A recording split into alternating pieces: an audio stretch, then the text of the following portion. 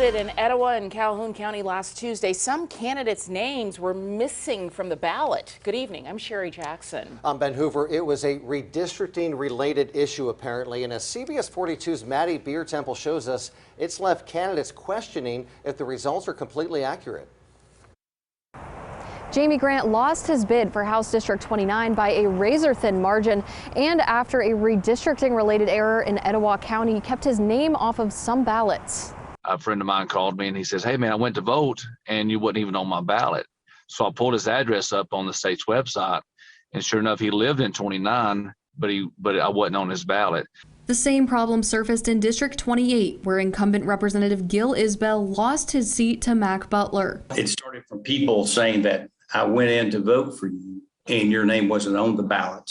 Alabama GOP Chairman John Wall said in a statement last week, quote, "We will do the best we possibly can in order to find a solution to this terrible situation we're facing."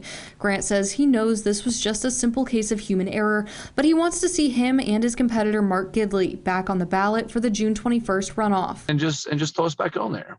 And show the state and show the nation that we are about integrity. Isbell says he'd like to see the same. And that goes to the election integrity issue that I'm presenting to the state board, state steering committee, the Republican state steering committee, to make a determination if we need to have a re-election. Whether that happens is up to the state GOP, which certified election results today. The party chairman was not available for an interview on how the party aims to address the issue.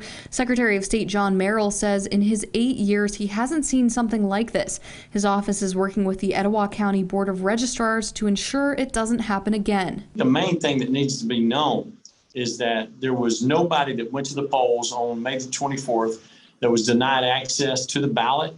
No individual was denied access to participating in the electoral process.